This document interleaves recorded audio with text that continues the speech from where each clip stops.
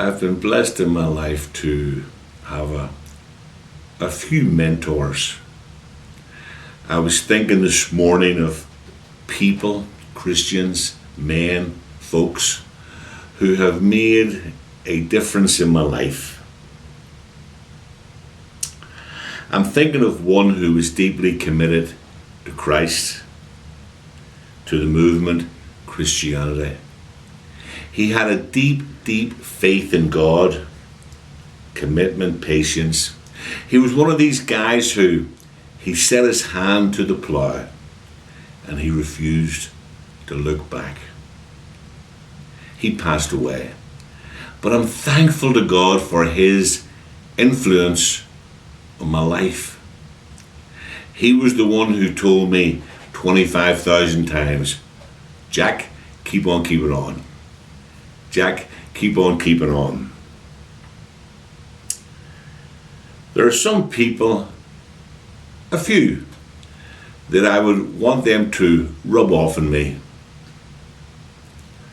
And I'm glad for their patience with me and their love and their knowledge and how they took the time to teach me, to show me a better way, a better life.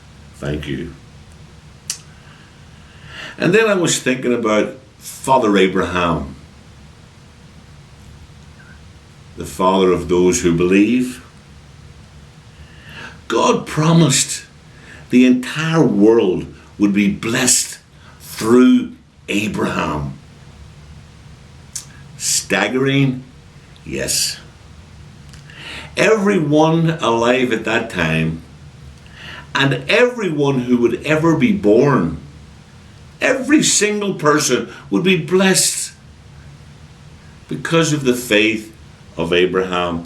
Abraham, of course, he trusted God. And of course he knew where his strength lay. And he knew that he was just one person. Daunting? Yes. Amazing. And this was no small issue. He didn't even get the promise until he was 80 years old. And he had to wait, almost 20 years before his son was born. You see, what seems unfeasible to us is doable for God. And what seems impossible for us is possible with God. This is a great story. You can read in Genesis chapter 11, chapter 12, right on through, chapter 21? Plant the seed, water it, and watch it grow. What a wonderful, wonderful story. Abraham blessed Isaac. Isaac blessed Jacob. Jacob blessed his 12 sons. And they became 12 what? 12 tribes. And the blessings followed each person's faithfulness. Even Sarah. How old was she? 90 years of age, laughing, barren. Leadership. A good leader is a follower. A good leader knows what it is to follow Jesus.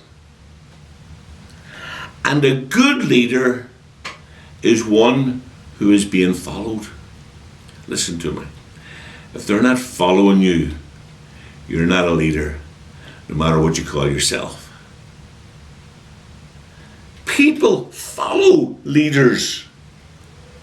But if you're a follower, if you're following Jesus, if you're trusting God, if you believe in God, one of my mentors, of course, you all know, Brother Jim McGuigan. He was at church a while back with us, and he had a lesson in Sunday school, in the Sunday school class.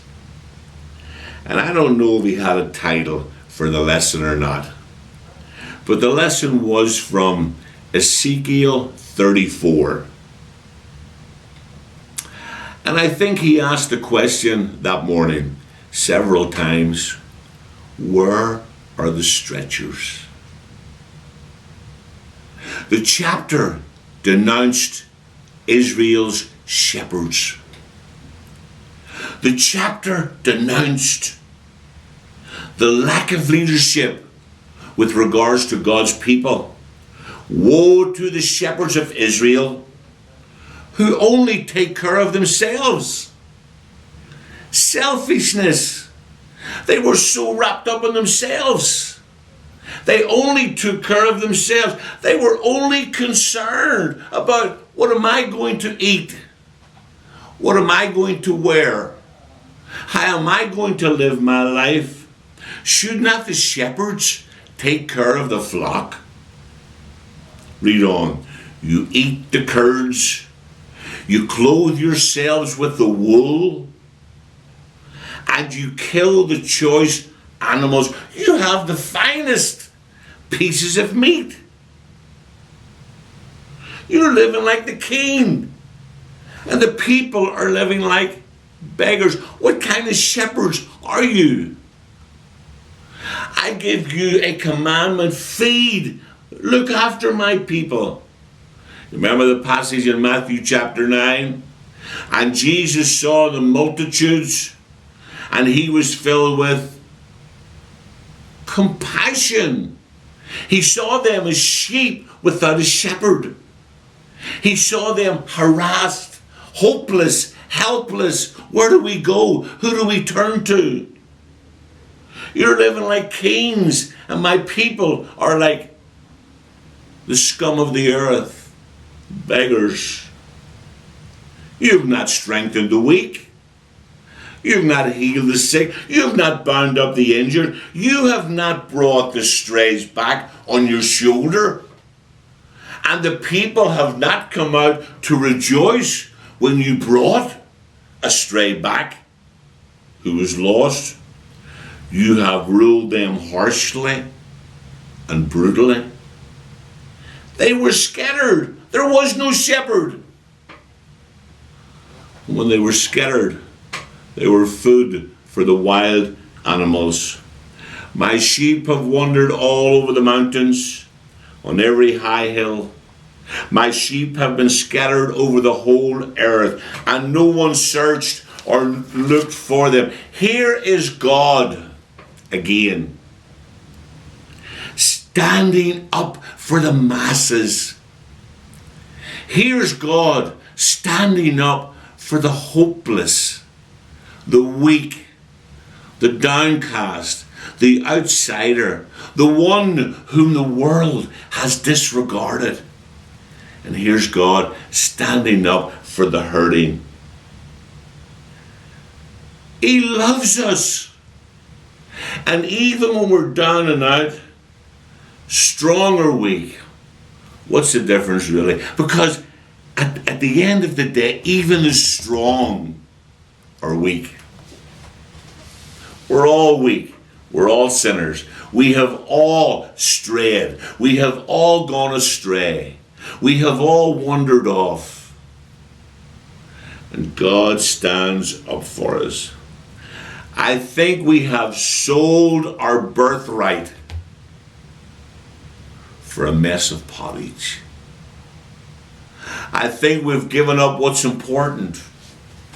I think we've turned aside from what needs to be said, what needs to be done. I think the problem today is we're not making the impact because we're not living the life that God has called us to live. Shepherds need to be shepherds. Preachers need to be preachers. And we all need to be followers.